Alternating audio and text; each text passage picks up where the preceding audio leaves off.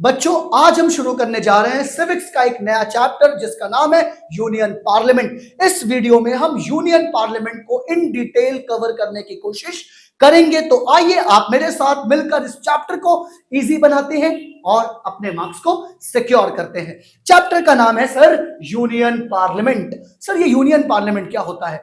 बच्चों, ये central government जो लॉ मेकिंग प्रोसेस करती है वो पार्लियामेंट में करती है। तो पार्लियामेंट आखिर है क्या, किन चीजों से मिलकर पार्लियामेंट बनता है? तो बच्चों याद रखना कि पार्लियामेंट तीन चीजों से मिलकर बनता है, प्रेसिडेंट, राज्यसभा एंड लोकसभा।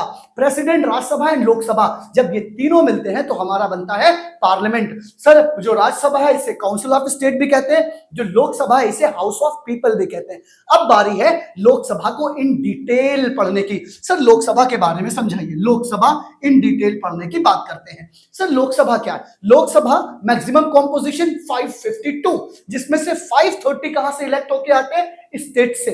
जो 20 मेंबर है वो कहां से इलेक्ट होके आते हैं? यूनियन टेरिटरी से। अच्छा, इनका इलेक्शन कैसे होता है? हमको पता है सर, जनरल इलेक्शन होता है, हमारे पेरेंट्स जाते हैं, वोट करते हैं। तो मतलब जो एमपीज हैं लोकसभा के, वो डायरेक्टली इलेक्ट होते हैं by the people of India. तो वही directly elected by the people of India on the basis of universal adult franchise. मतलब इंडिया में जो भी 18 ईयर्स अबव है, irrespective of caste, community, sex, कुछ भी, जो भी 18 प्लस है उसके पास वोटिंग का अधिकार है, वो जाके राइट टू वोट को प्रैक्टिस करता है। ओके बच्चों, अब बात करते हैं ओरिजिनलिटी। एक्चुअल में अभी तो वोटिंग राइट 18 प्लस है, बट ओरिजिनल में ये 21 इयर्स था। इसको रिड्यूस किया गया 21 ईयर्स से, इसको 18 ईयर्स किया गया by 61st constitutional amendment act 1988। Constitution amendment का मतलब जो कॉन्स्टिट्यूशन में small changes time to time change किए जाते हैं, टाइम टू टाइम किए जाते हैं। उसके बाद सर, कौन मेंबर हो सकता है लोकसभा का? क्या क्वालिफिकेशन चाहिए? तो पहली क्वालिफिकेशन तो यही है बच्चों कि ही और she must be citizen of India. Second qualification ये है कि ही और she must not be less than 25 years age, मतलब वो 25 साल का होना चाहिए। उसके बाद अनसाउंड माइंड नहीं होना चाहिए, इंसॉल्वेंट नहीं होना चाहिए, और अदर जो भी क्वालिफिकेशन पार्लियामेंट ने प्रिस्क्राइब कर रखी है। तो ठीक है, और he should not hold any office of profit under any government, चाहे वो सेंट्रल गवर्नमेंट के अंदर कोई जॉब में सैलरी, कोई जॉब में ना हो, या स्टेट गवर्नमेंट के अंदर कोई सर्विस ना कर रहा हो, ताकि फ्री हो टाइम। अगर किसी ऑफिस के अंदर होगा तो फिर टाइम वो कॉन्स्टिट्यूएंसी के पास अपने जनता को उतना टाइम वो दे नहीं पाएगा। ठीक है बच्चों, अब बात करते हैं आगे की। टेन्योर क्या है लोकसभा का? लोकसभा का टेन्योर, तो लोकसभा का जो टेन्योर है वो है हमारा नॉर्मली 5 इयर्स, लेकिन बच्चों इसको एक्सटेंड किया जाता है। कब एक्सटेंड किया जाता है? अगर इमरजेंसी लगी है। अगर इमरजेंसी है तो इमरजेंसी के टाइम लोकसभा के टेन्योर 1 ईयर तक एक्सटेंड किया जाता है। उसके बाद अगर प्रेसिडेंट चाहे तो on the advice of the prime minister Lok Sabha को डिसॉल्व भी कर सकता है। तो these are the important points जो आपको याद करना है लोकसभा के बारे में, जिसमें इलेक्शन किया, क्वालिफिकेशन किया, टेन्योर किया, और हमारा इलेक्शन का मेथड क्या है। अब बात करते हैं राज्यसभा के बारे में। राज्यसभा की कॉम्पोजिशन की बात करें तो राज्यसभा का कॉम्पोजिशन होता है 250 मेंबर, जिसमें 238 इलेक्ट होते हैं कहां से? स्टेट से एंड यूनियन टेरिटरी से। जो 12 मेंबर है वो नॉमिनेट होते हैं बाय द प्रेसिडेंट। जैसे जो एक्सपीरियंस प्लेयर है, चाहे वो स्पोर्ट्स में हो चुका है, कोई बहुत एक्सपीरियंस एक्टर्स हैं, उनको भी कंट्रीब्यूशन, उनके भी कंट्रीब्यूशन के लिए उनको नॉमिनेट किया जाता है by the president in the Rajya Sabha. Sir, इनका इलेक्शन कैसे होता है? इनका जो इलेक्शन होता है वो इनडायरेक्टली होता है, मतलब जिनको हमने इलेक्ट किया है, हमारे एमएलए इनको इलेक्ट करते हैं। तो Rajya Sabha member are indirectly elected by the member of state legislature and union territory. उसके बाद इनका इलेक्शन का मेथड क्या है? Proportional representation by means of single transferable vote. तो बच्चों मतलब ओवरऑल कहने की बात यह है कि लोकसभा का इलेक्शन डायरेक्टली होता है, वो राज्यसभा का जो इलेक्शन होता है इनडायरेक्टली होता है। उसमें पीपल ऑफ इंडिया वोट नहीं करती है, बल्कि इनके जो रिप्रेजेंटेटिव है वो उनको इलेक्ट करते हैं। द मोस्ट इंपॉर्टेंट जो क्वेश्चंस है इसका राज्यसभा से जो आता है वो यही है कि लोकसभा डिसॉल्व हो सकती है 5 साल से पहले, 5 साल के बाद, लेकिन राज्यसभा कभी डिसॉल्व नहीं होती है। ये एक परमानेंट बॉडी है। क्यों परमानेंट बॉडी है? सर, जो राज्यसभा के मेंबर है उनका टेन्योर तो 6 ईयर है, लेकिन जो राज्यसभा है, राज्यसभा के मेंबर का टेन्योर 6 ईयर है, लेकिन क्या है कि राज्यसभा के जो 1/3 मेंबर हैं वो हर 2 साल पे रिटायर होते रहते हैं, जिसकी वजह से इसकी कंटिन्यूटी बनी रहती है। तो permanent because 1/3 of its member retire every 2 year, हर 2 साल में रिटायर हो जाते हैं and members term is 6 year. तो ये बहुत ज्यादा इंपॉर्टेंट पॉइंट्स थे जो हमारे राज्यसभा के पॉइंट्स हैं। लोकसभा के सारे पॉइंट्स हो गए, राज्यसभा के हो गए। अब बात करते हैं सर लोकसभा को प्रिसाइड कौन करता है, लोकसभा को कंडक्ट कौन करता है। तो इसका जो प्रिसाइडिंग ऑफिसर है वो है speaker, speaker of the Lok Sabha. And Rajya Sabha का जो प्रिसाइडिंग ऑफिसर है वो चेयरमैन है। कौन? Vice president is the ex officio chairman of the Rajya Sabha. अब बात कर लेते हैं सर स्पीकर के बारे में, स्पीकर के इलेक्शंस देख लेते हैं कैसे कैसे क्या होता है। पहला point, speaker of the Lok Sabha. तो लोकसभा का स्पीकर इलेक्ट कैसे होता है? तो जो न्यूली कॉन्स्टिट्यूटेड लोकसभा है, जनरल इलेक्शन हुए, जो एमपीज जीत कर गए वही एमपीज अपने किसी एमपी को इलेक्ट करते हैं as a speaker of Lok Sabha. Sir ये इलेक्शन कब होता है? इलेक्शन होता है soon after the first meeting of newly Lok Sabha with the pro tem speaker. जो प्रेसिडेंट होता है एक प्रोटेम स्पीकर को अपॉइंट करता है, उसके देख रेख में इलेक्शन होता है और फिर जो कैंडिडेट जीतता है उसको हम बना देते हैं स्पीकर। लेकिन सर एक बहुत खास बात है, वो क्या है कि जब लोकसभा डिसॉल्व होती है तो सारे मेंबर्स की जो मेंबरशिप होती है, मेंबर ऑफ पार्लियामेंट, वो खत्म हो जाती है। लेकिन स्पीकर अभी भी अपने ऑफिस में बना रहता है जब तक कि नया स्पीकर इलेक्ट होकर नहीं आ जाता है। बहुत अच्छा सवाल है, कई बार बनता है। Speaker doesn't wicket office on the dissolution of the Lok Sabha, he continues until the first meeting of newly constituted of Lok Sabha. ये बहुत अच्छा पॉइंट है। उसके बाद tenure of office of speaker, speaker के टेन्योर की बात करें, सो सिंपल सर, अगर कोई स्पीकर है, लोकसभा के इलेक्शन हुए, अब वो अगर हार गया अपने इलेक्शन तो अब वो स्पीकर नहीं रहेगा। अगर उसने अपना रेजिग्नेशन अपने डिप्टी स्पीकर को दे दिया तो भी वो नहीं रह सकता। अगर लोकसभा ने उसको रिमूव कर दिया by passing a majority, by passing a resolution, तो भी उसकी स्पीकर की जो मेंबरशिप है वो जा सकती है। तो बच्चों ये कुछ इंपॉर्टेंट पॉइंट थे लोकसभा के, राज्यसभा के और स्पीकर के। आइए कुछ आगे के पॉइंट्स। बच्चों अब बारी है स्पीकर के फंक्शंस को पढ़ने की कि आखिर स्पीकर के कौन कौन से फंक्शन है। तो पहला फंक्शन क्या है कि जो स्पीकर है लोकसभा का वो प्रिसाइडिंग ऑफिसर है। कौन है? Presiding authority. तो presides over the sitting of the Lok Sabha. Lok Sabha को यही हाउस को कंडक्ट करता है, हाउस को यही गाइड करता है, मॉनिटर करता है। और सबसे इंपॉर्टेंट बात, अगर कोई बिल लोकसभा में इंट्रोड्यूस हुआ है तो वो बिल मनी बिल है या नहीं है, ये कौन डिसाइड करेगा? ये स्पीकर डिसाइड करेगा। कौन? लोकसभा का स्पीकर यही डिसाइड करता है मनी बिल है या नहीं है, और इसका डिसीजन फाइनल है। Okay, a bill is a money bill or not, on this speaker decision is final. उसके बाद अगर डेडलॉक हो गया लोकसभा और राज्यसभा के बीच में और प्रेसिडेंट ने ज्वाइंट सिटिंग बुलाया तो उस ज्वाइंट सिटिंग को प्रिसाइड कौन करेगा? लोकसभा का स्पीकर करेगा। ये एक्सक्लूसिव पावर है स्पीकर का। ठीक है, उसके बाद सर क्या हो गया? Control over the house. Speaker क्या करता है? डिसिप्लिन मेंटेन करता है, ठीक है, कंडक्ट करता है हाउस को। ठीक है, और सबसे इंपॉर्टेंट फंक्शन स्पीकर के, ये पावर एंड फंक्शन है। स्पीकर लोकसभा में नॉर्मल केस में वोट नहीं करता है, लेकिन अगर टाई की कंडीशन आ गई है तो स्पीकर के पास कास्टिंग वोट होता है, वो अपना वोट देता है। अगर टाई के केस में है तब जाके वो फैसला होता है बिल का क्या होना है। ओके सर, अब बात करें disqualification under the anti defection law.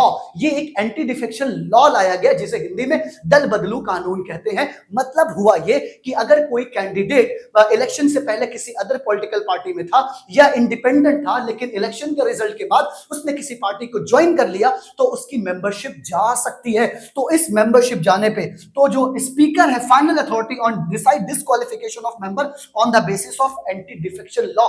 Anti defection law के अंडर कोई मेंबर डिस्क्वालीफाई होता है या नहीं होता है, इस पे भी जो स्पीकर का जो डिसीजन है वो फाइनल है। लेकिन उस पे भी जुडिशियल रिव्यू, कोर्ट में इसको हम केस कोर्ट में भी इस मैटर को ले जा सकते हैं और कोर्ट भी देख सकती है कि जो डिसीजन स्पीकर ने दिया है वो सही है या नहीं, इसीलिए जुडिशियल रिव्यू पॉसिबल है। ओके बच्चों, ये थे हमारे कुछ इंपॉर्टेंट फंक्शन किसके?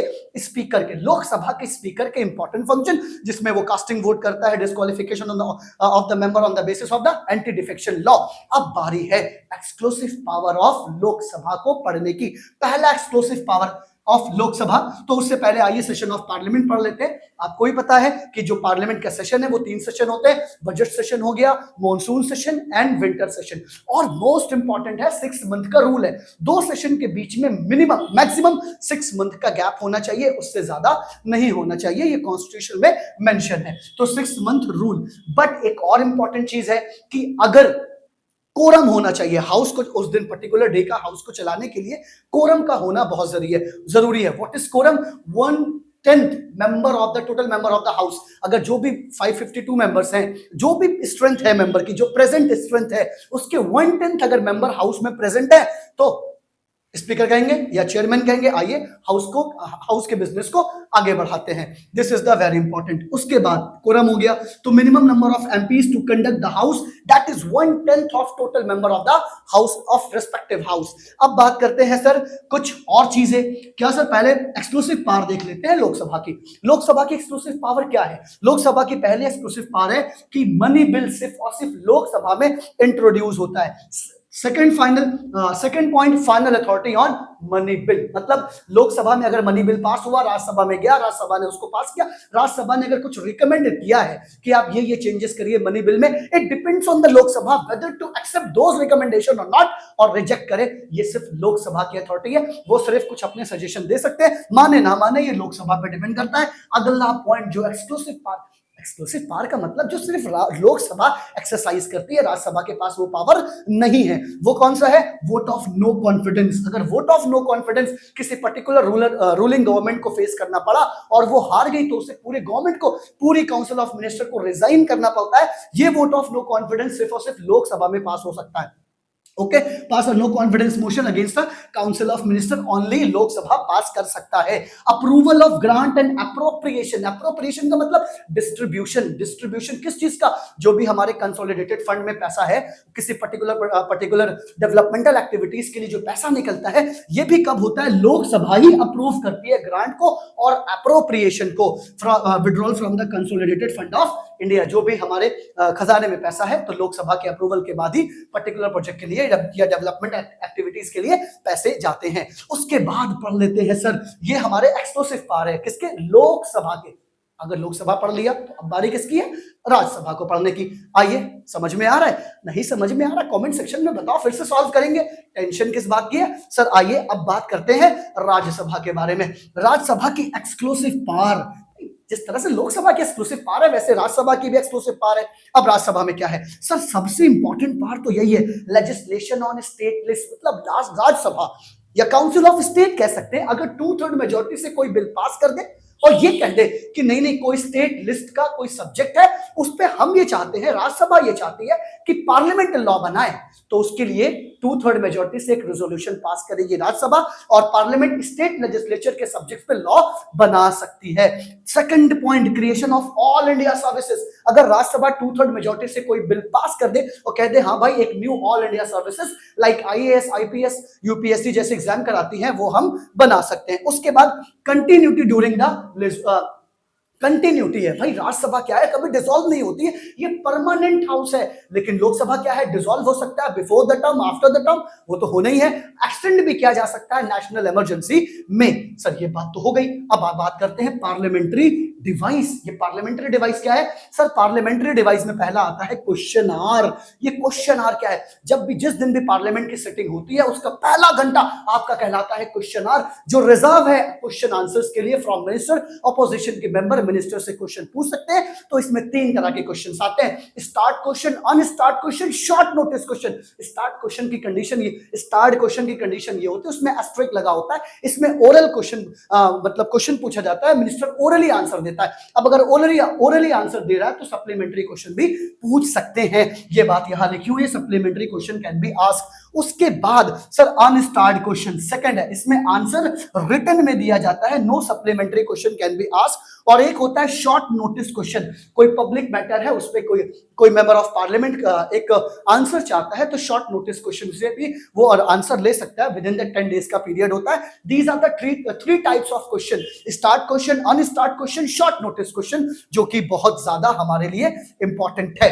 ठीक है बच्चों, अब इसके बाद एडजर्नमेंट मोशंस भी होता है। एडजर्नमेंट मोशंस क्या है कि उस दिन अगर कोई बहुत इंपॉर्टेंट पब्लिक मैटर है और हमारे पार्लियामेंट ये चाहती है कि उस पे डिस्कशन हो, तो उस दिन अगर कोई रिजोल्यूशन पास हो गया, एडजर्नमेंट मोशन पास हो गया, तो बाकी सारे हाउस के बिजनेस को उस दिन हटा दिया जाएगा और पर्टिकुलर इंपॉर्टेंट मैटर पे डिस्कशन किया जाएगा, दैट इज एडजर्नमेंट मोशन।